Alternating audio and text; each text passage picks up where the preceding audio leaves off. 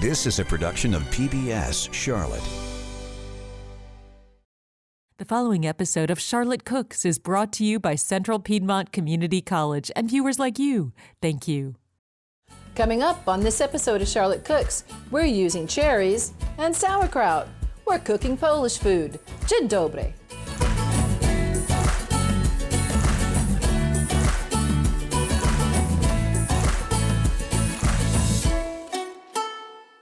Welcome to this edition of Charlotte Cooks. I'm Chef Pamela Roberts. I'm so glad you're here with me today. I have a guest chef, Chris Schuta, and he is going to be cooking some Polish food, which is part of your heritage. Is that right, Chris? That is absolutely correct. So tell us what we're going to be making today. Today I'm going to be showing you how to make a traditional pierogi with several different stuffings on the inside. The traditional pierogi filling is potato, isn't it? Correct, yes. The traditional pierogi filling is a mashed potato with a little bit of farmer's cheese. You can add a little bit of American cheese. You can make it all kinds of different ways on the inside. Well, let's get started on that dough, because I think that dough is probably something that intimidates a lot of people. Yes, so it does take a little bit of time to do. So let's move over to where the dough is.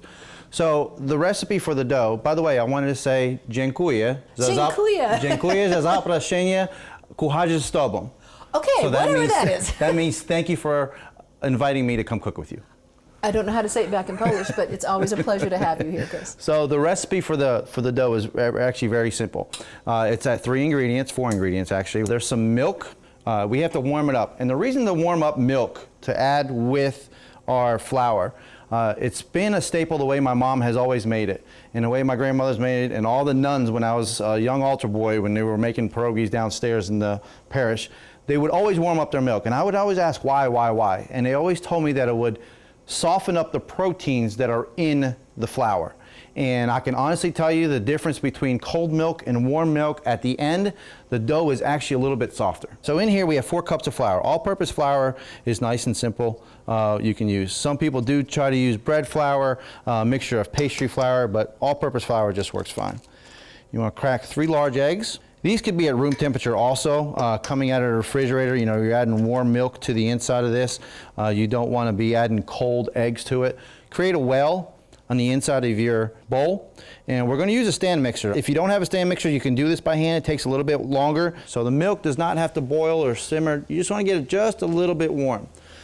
So just a little bit on top, and you slowly add it.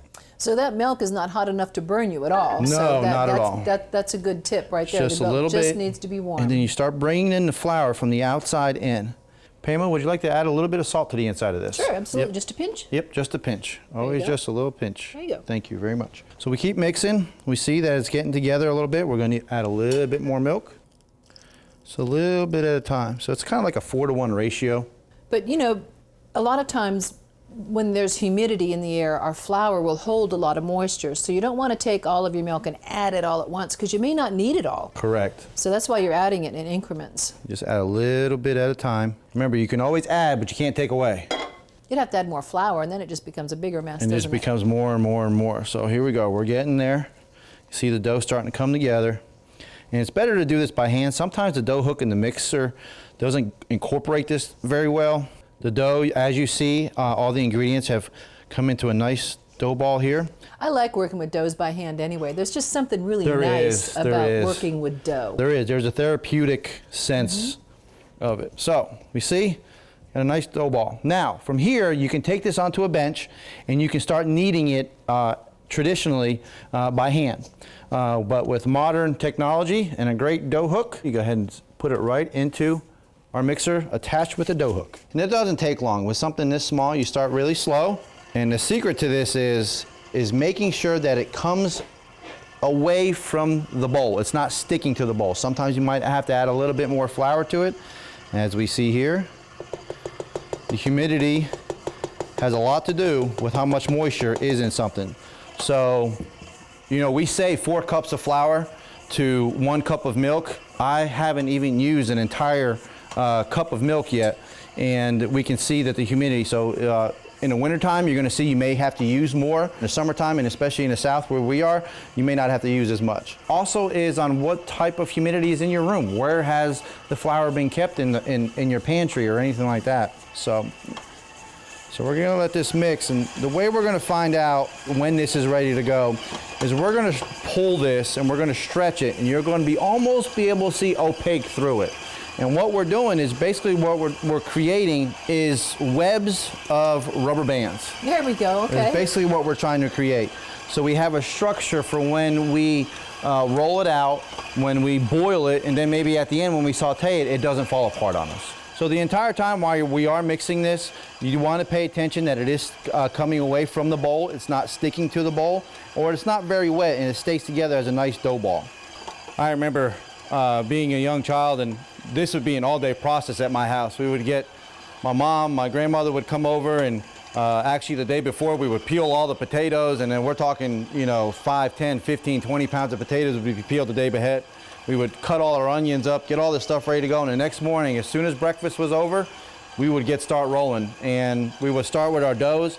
We didn't have mixers back then, so the little ones, done by hand. we were all just in there mixing, and all the grandkids and all the kids would be lined up on a row. Once the mixing is done, then the kids can go play, and then we come up. Our hands were smaller at the end when they were cutting them out. It was easier for us to crimp them at the end. There you go. So that's how but we would make dozens upon dozens of pierogies. It was an event.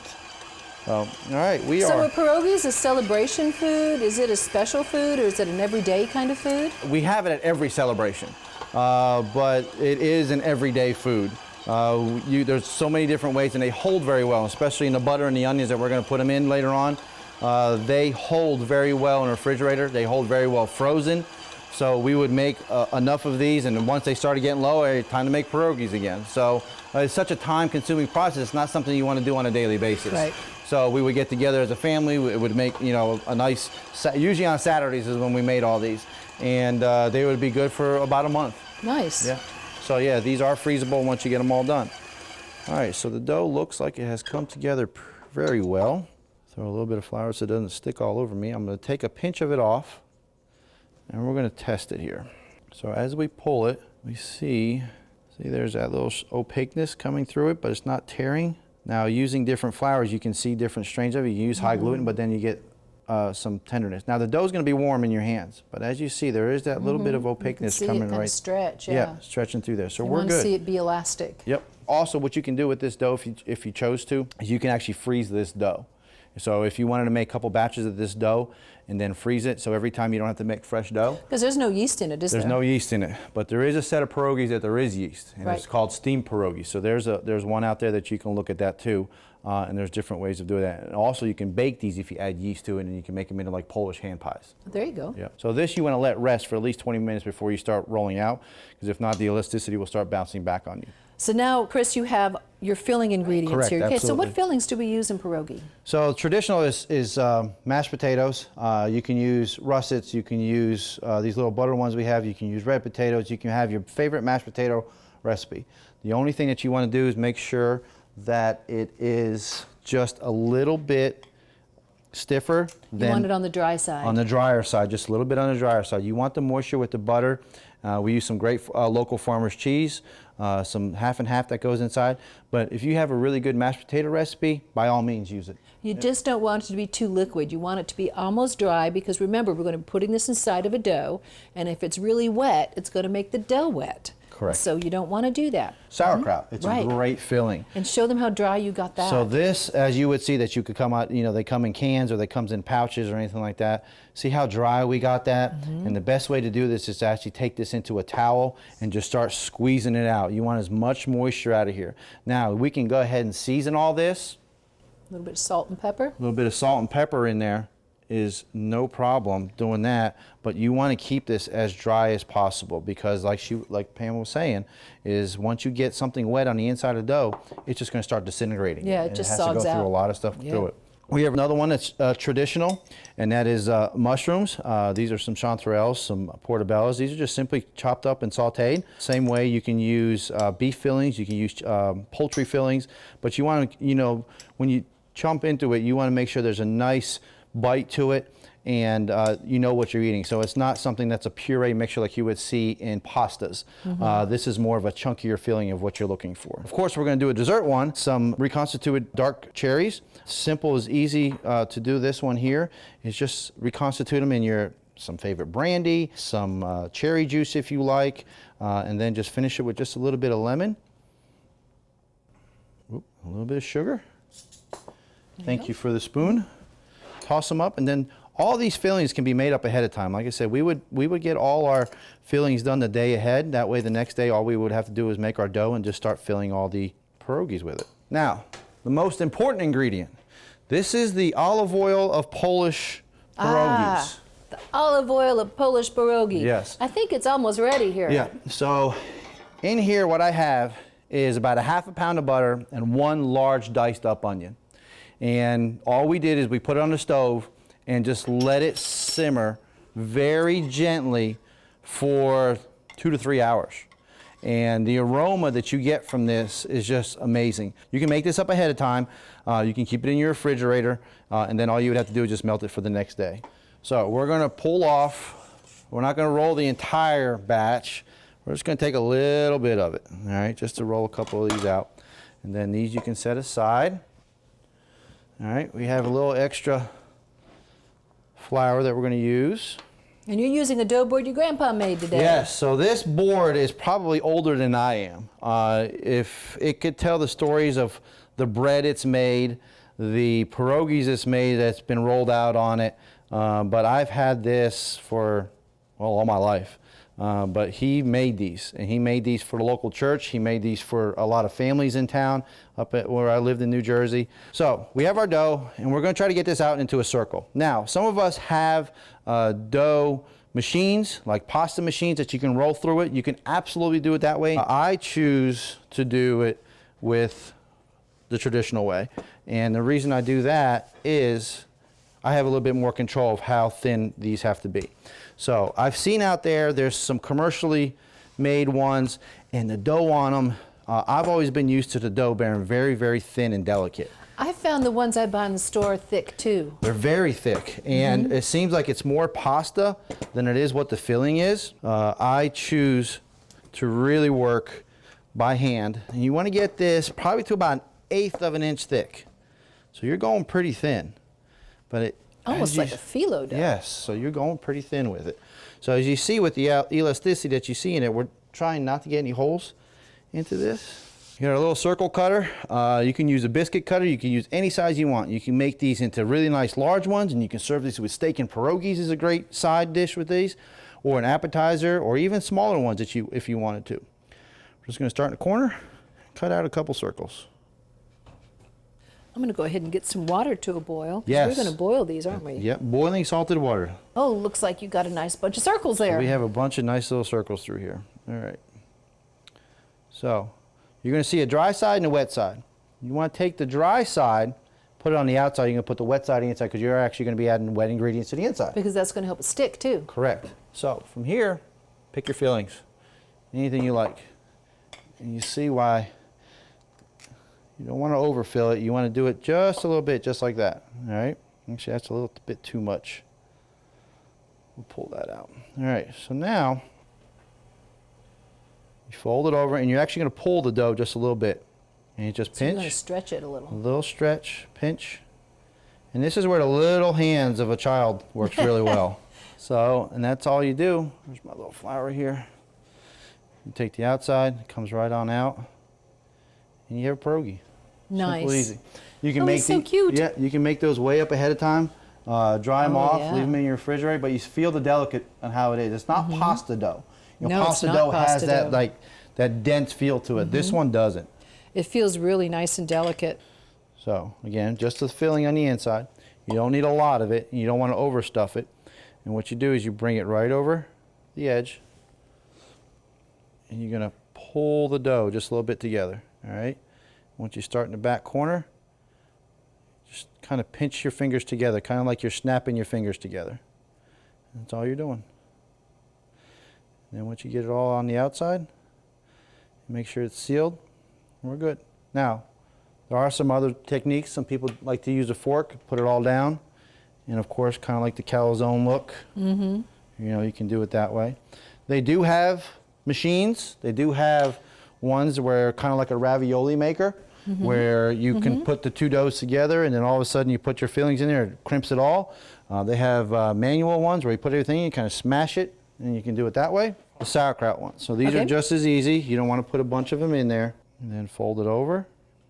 You Use a little bit of your flour here so your fingers don't stick together too bad. And then So you're not going to moisten the edge of that first? No, because the inside, you'll feel the dough. The outside is nice and dry, but when you flip it over, that's why you want to feel the bottom end of it. There's a little bit of moisture left inside there. Now, the hardest part is you always want to stick with one filling the entire time. Because right now, they all look the same. Tell, yeah. Right? If someone's allergic to something, or so you don't know, someone may not like sauerkraut that much. But yeah, so you want to make sure you stick with one batch all the way and then finish them all off and then go to the next filling. So that way you can know. Now, once you get into some of the darker cherry ones, you can kind of tell the blueberries and the strawberries that you see that you put in the fruit ones. So if you want to grab a dough. Sure. Which one would you like me to make? Make a couple of sauerkraut ones because I think we have some fans in the audience. Okay. Is that enough? Yeah, that's a little bit more, just a little bit more. And I'm going to do a couple mushroom ones here. I'm making pierogies. I'm not even going to ask you how you say that.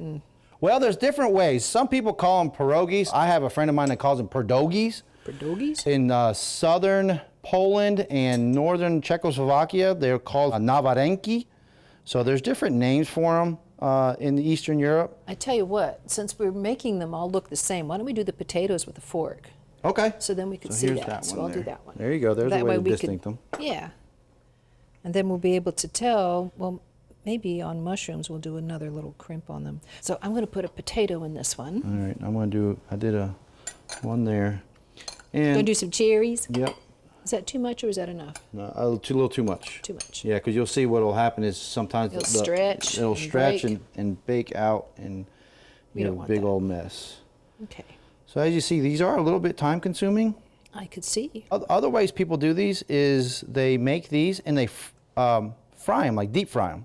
Now a lot of people say, well, what do you eat these with? You know, I can tell you as a little boy, I can sit down after they come right out of the pot and my mom would mix them with the onions and put them in a pan, just let them cool down a little bit. I literally eat them by hand. And it would be, the most I ever ate at one, and they're a little bit bigger than this, was 65. Wow. 65 pierogies is my You record. must have been a hungry boy. But when my friends would come over, I mean, they loved my mom's pierogies. I bet. So my son does to this day. He is every day, he's like, oh, Dad, when you making pierogies again? Dad, when you making pierogies again? The other thing is, when you get done with this dough, don't throw it away. It's still usable. So just keep on Just keep going. it back, Just keep on and going. then toward the end, you can just go back to this one and re-roll it again. So while you finish that up, I'm bringing this water back up to a boil. It should come right back up in just a second, and there it is. So I have a little bit of salt in there. Do you make it very salted or just lightly salted? No, you want it to be like pasta salted. Pasta salted, more salt. Even with the sweet ones, you want to add enough Enough salt. to it. Yep. And so we just drop them right in? You want to give a little bit of stir to the water. So you just want to give it a stir so when they drop in there, They're not going to sink to the they're bottom. not going to sink to the bottom and get stuck. Yep. Now we don't add any oil. We don't add anything to that water. Just salt. Yep. Just salt. That's all we do. And so what's the best way to put these in the water? Just take them and drop Just, them? Yep. Just hand. Yep. That's all Take you do. them and just drop them right in? Yep. Oh, wait, we got to You swirl don't, it a yeah, little you don't bit. want to like drop them in so you get splatter all over No. you. You kind of want to lay them in there. Okay. Oh, there we go. That's Yep. it. And all we're going to do is just cook them for just a couple of minutes. It take about 2 to 3 minutes. Sometimes if you have bigger ones, they take a little bit longer, but the only thing we're going to try to cook is just the egg portion out of it. There's really no egg in the filling. There's no other potentially hazardous foods that we have to worry about, just the eggs and the pasta. So you also want to be careful that you don't have a hard rolling boil. You want a nice bubble Just boil a coming gentle up. boil. Yeah, because what happens is some of the boiling action of it can actually rip apart the. Yeah, boiling action is really quite strong. A It lot of is. people don't realize how strong that boiling action is. In fact, when you boil hard-boiled eggs, it's best to turn that down to a simmer instead of letting them boil and And then crack bounce around in there and I cracking know. and all that. Boing, boing, Yeah, boing, I've boing. seen that before. I know, me too. You need to roll them around. No, you can. Yeah, you can push them around so they make sure they don't stick. So while you're doing that, I'm going to make sure that our onions and butter is ready to go here. Our Polish olive oil. Polish olive oil, yes, our Polish olive oil. So you're gonna try to drain as much water off them as you can. And we're gonna put them in here, and then what we're gonna do is we're just gonna take our butter and onions. Now, some people choose to take the sweet ones and do them separately. I like the sweetness of the onions and gives a little bit, changes the contrast of what that sweetness is with these onions. I mean, these are sweet. I want to try a cherry one with the onions. Okay. That sounds very intriguing to me. So Let me know when those they're ready. look ready to go. Ready? So Yep. just take them out. Yeah. Drain them. Drain them. And then I'm gonna add, while you do that, I'm gonna add a little bit of There's a cherry one. Yay. butter and onions with Come on, it. guys. Stay on the spoon. Gotta get you. Oh, Yeah, I thought it broken open. I was No, like, oh, no. I was like, oh, it broke open. No, but it's so not. far It's just- I've had accidents. Don't get me wrong. Ooh, look at that cherry one. Yum. Fillings are endless on this. So it's really just up to your imagination, Yep. isn't it? Anything that's in season can actually be put in there. You can do. Can you do meat fillings like Yes, chicken absolutely. and seafood? Beef cheek pierogies are some of the best ones I've Ooh, had. beef cheek. So you That take sounds good. beef cheek or even pork cheeks, and or you take pulled pork or brisket or anything like that, but you want it to have a nice filling that's dry. I've seen people do barbecued ones. You can do kielbasa. You can do liverwurst. You can do all kinds of stuff in Look there. at that beautiful baby. There it is, and that's a potato one. We know that. We know that because we put those little pinches all around. There is no measurement of how much of this you want to put on there. There really isn't. Okay, now we just gently kind of stir them up. You want to be gentle with them because these can come apart still. What do you eat these with? I know some people like traditionals, which is sour cream. Sour cream and potato pierogies, Very match classic. made in heaven. Very Yeah. classic. On the sweet ones, honey. You can add brown butter if you wanted to, with sugar and things like that. Mm-hmm. Some people have molasses. Some people have applesauce on top of these. So there's Oh, nice, yeah. experiment. Okay. But I bet traditionally, you applesauce with the potato ones would be good. yeah, some people, yeah. So, but me, I'm traditionalist. Sour cream, put it all on there. All right. My wife, she loves the cabbage ones. All right. I have What do you a have there? cabbage. Cabbage. So we'll put the couple of cabbage ones on here. And there's another one there. That was a great idea, Pam, on how to make sure we knew which ones were which. See, I do have good ideas every now and then. All right, mushroom. Mushroom. You have that one there. Mushroom one there. And I think I have one more mushroom one. Yep. They smell fantastic. There's another mushroom one. And then you have cherries. The cherry one. And the potato ones we're going to eat right out of the bowl. How's that? The traditional, the way I would eat them. The way my mom would come home We're and going these to grab them with our fingers and pick them up. Sure. We can. Probably going to end up wearing that. All right. Okay, what are you going to do with finish? These are the cherry ones. So How you these gonna are finish cherry those? ones. So I heard there's a place around here that grows their own honey. Yeah, we have bees outside. Yep, so And this is just- our Greenway honey. Yep, and all you have to do is just simply, Ooh, just a nice little drizzle. just a nice little drizzle with that. You'll see the contrast of it. And these are some great ones that you can do. Beautiful. So something else. Now, let's say we have all our pierogies made. We have all these made and we have them all and we wanted to refrigerate them and we want to use them for the next day. What would you do by heating them up? You don't want to boil them again. No. So a better thing is sometimes to saute them. Okay. So you can put a little bit of butter. If you have enough butter on these, you probably don't Just even put have to them in add there. any butter into it. Just get your pan nice and hot, leave them in there, and get them nice and crispy on the other side. You don't want to fry these after you have the butter on them because they'll start falling apart on you. If you do want to fry them, you want to fry them from the raw dough state here, not from after you boil them. Gotcha. Okay. All right, so how are you going to serve these? These sour cream. Sour cream. Can't go wrong with sour cream on these here. On both of them? I would. Okay. I'm going to put our dessert ones up last, and then we're going to eat one of these potato ones. All right, when you're ready, Ready? when you're ready to go for that one, I'm gonna put a little bit of sour cream on top of your one, and then you just pop the whole thing. All right, put it on the board there, because I'm not going to let dribble all over my shirt. Well, we have one more plate we can do. Do we it have on. one more plate? We can Okay. have one that we can do it with. So while he's plating up our little snack over here, we have, which ones are these? These are the sauerkraut ones with the Polish olive oil and sour cream. Here are the mushroom ones. They all look kind of like the same on the outside. Here are the cherry ones. They look so good. And then we have The traditional. these. All right, here. We got big spoons here, but that's okay. That fit in your mouth, won't it? Oh, sure. You go for that one. I'm going right in here. Okay, I'm going to go for one of these because these look fantastic. Actually, you know what? I'm gonna go way traditional, the way I used to see them when I was a kid. Just put them in. Let me just grab one of these suckers right here. Delicious. Those are really good. And so delicate. As you see, you can tell the difference of what it is, how that dough works when you have it nice and thin and it looks paper thin. Oh my, so the delicate. ones that are commercially made have to go through a lot of machinery, and I'm sure that's why they are Wow. as thick as what they are. And Just amazing fantastic. how well these freeze too. So if you would like to make them up ahead of time, keep them in your freezer and just pull out a dozen or so when you need them, or when friends come over, you need a quick appetizer. These work great for about Absolutely. 4 to 6 months. All right, guys. If you want to grab these recipes, send me an email at Pamela, Pamela.Roberts, Roberts, @cpcc.edu. You can also find them on our website at pbscharlotte.org. And when you write for the recipes, we'll give you the dough, we'll give you all the fillings for the mushroom, the sauerkraut, the cherries, the potatoes, so you can have your own pierogi fest at home, freeze them, and get everybody involved. Like Chris said, it takes little hands to pinch and the grandmas to make the potatoes and the dough. How would you say? A traditional sign-off? Yeah. Na zdrowie. Na zdrowie. Thank you for watching this episode of Charlotte Cooks, and we'll catch you next time. Na zdrowie. Na zdrowie.